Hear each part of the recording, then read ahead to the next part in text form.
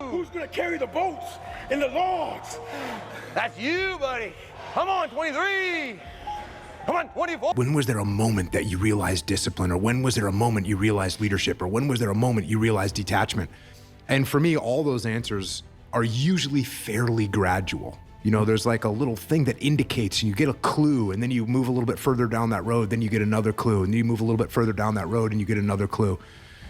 Well, like I've said a million times before, the most important conversation is the one you have with yourself. You wake up with it, you walk around with it, you go to bed with it. Eventually, you act on it. Sometimes you act on it good, sometimes bad. You got to change the internal dialogue. Until you change the internal dialogue in your head, until you callous over the victim's mentality that the world is out to get you. You don't get discipline from your parents, from your grandparents, from your older brothers and sisters. You don't get discipline from an external source. You have to get it from you. That's what self-discipline is. You get it from yourself. You get it from you. As long as you're blaming other people. I mean, if you blame me for not discussing it, you blame me for having zero idea what that experience is like, you blame your parents for not raising you this way, as long as you're blaming other people, as long as you're counting on other people to give you discipline, as long as you do that, you will not have it. But you don't understand my life, David. Yeah, I do. So that's the thing about it. And that's why I can talk about it. But yeah, I get what you're saying. A lot of folks don't I get that mentality. I once had that mentality. And if you keep that mentality, you're gonna stay in the same exact spot that you're in, that no one understands me. There's millions of people. Why do you think a book that I self-published, is doing so well? What you're doing is you're trying to optimize right now to stop the discomfort. That's right. But what you're going to pay for that in is shame and guilt and regret long term. That's right. So what you need to be able to do is bundle all of that up that is as yet unfelt, but will last for way, way, way longer. The future is much longer than now. That's right. The future is going to extend out up until the day that you die. Mm-hmm. And the now is just for now. And even 130 hours is just 130 hours. That's right. And you get to look back, and do you look back with pride and glory, or do you look back with shame and guilt? That's it. That's the 1 second. You just summarized it right there. And most people fail those 1 seconds. And then that 1 second leads to 20 years, 30 years, 40 years. For God did not give us a spirit of fear, but a spirit of power, love, and sound mind. Power, love, and sound mind. Power, love, and sound mind, man. You gotta know that, and you gotta walk with that every single day, man. You want to be seen as reliable. You want people to ask things of you because you have a reputation for getting it done. Reliability is an element of fortitude. You want to have the ability to delay gratification. A mentally tough person can avoid the next cupcake and save it for later after earning with some exercise. You want to be even-tempered. You don't ever want to lose it. Emotions don't drive your actions. You want to be humble. You have confidence but not overbearing. You want to be someone that internalizes someone else's point of view before speaking at them. Gather from within the boldness that it takes to keep going even when things get tough, man. It demands boldness to face your struggles and to be more than a conqueror. Humility and boldness are non-negotiable if you want to walk by faith and not by sight. You be hurt, but yet we're not hurt about the fact that most of our lives are not growing, but we are hurt with truth. We are hurt with accountability. We're hurt with spiritual conflict. And they march not for a month. You little young, y'all soft. This generation is soft. When you don't get your way, every time you cry, you give up, you quit. You get a job, you quit because it don't go the way you want. You in a relationship and it don't work the way you want, it quit. They walk for not 1 straight month to work. They walk for 2 straight months. They walk for 3 straight months. They walk for 4 straight months. They walk for 6 straight months. They walked over a year. You can't keep a job for 3 weeks because they said something to you that you didn't like. You soft. And if it was up to this generation, we'd still be slaves. The combination of hunger and determination is what you need to change your current situation, man. You gotta be locked in on your purpose. Search for wisdom and understanding to the best of your abilities, man, before it's too late. I was born David Goggins. David Goggins wasn't good enough. He was a scared, bullied, abused kid who struggled in life. And that kid, whenever something got tough, no matter how hard I trained, no matter how ready I was, whenever something got tough for me, David Goggins, the real David Goggins, would come out. and he would quit. So I realized this over a period of time. So I had to build Goggins. And in that process, I had to go back to that mental lab. And that mental lab is at scratch. That mental lab is in that trained humility. And so that's where I get better.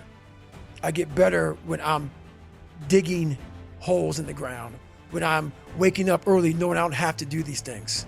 That's where I get better. Don't make other people's opinion of you your business.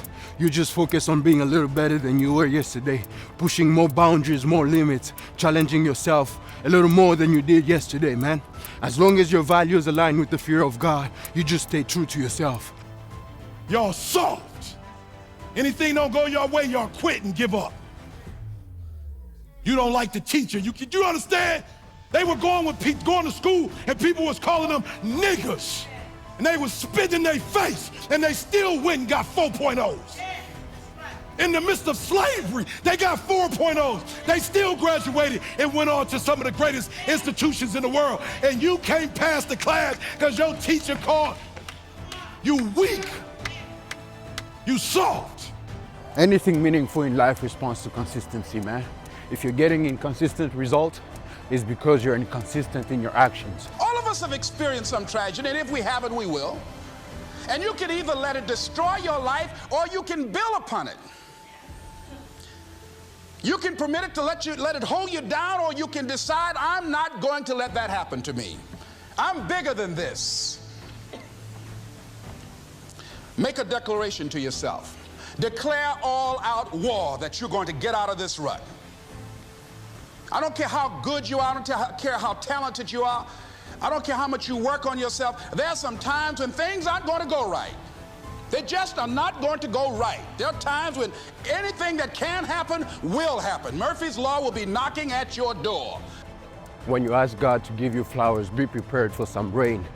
It's not every hardship that's meant to kill you.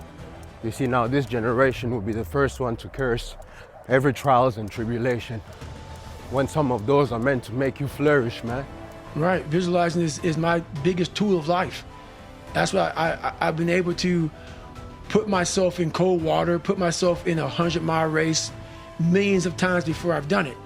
And I'm able to go through the race and see how I'm gonna feel at mile 50.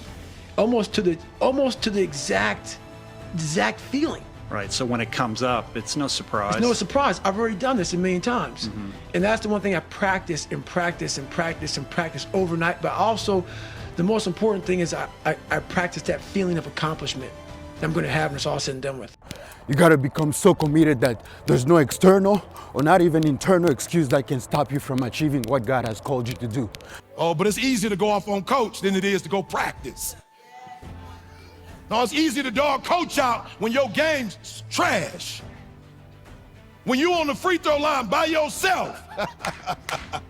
And all y'all need is 1 point to win and you done missed both shots. A free throw. Ain't nobody checking you but you. You the only one in your head. The righteous are bold like a lion. Be bold and courageous, do not fear. That's a God-given command, brother. You have to judge yourself against yourself. And that's the one thing I started learning, man. This isn't a race against me and Rich Roll.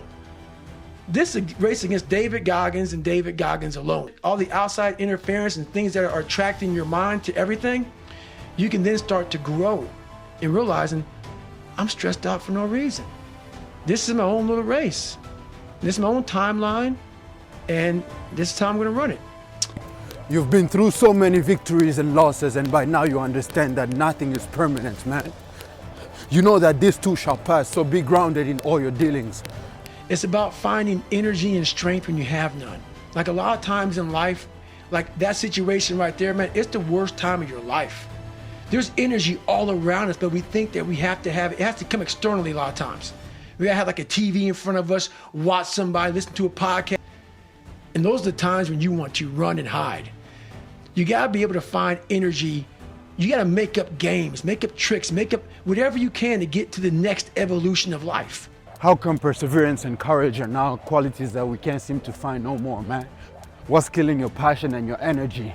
Be strong and know that God, your creator, is with you. It's called you find peace. I never found peace until I got real sick. And you find peace by clarity. And there's no clarity when there's noise. When there's always a schedule in front of you to keep grinding at it. So my schedule's always there.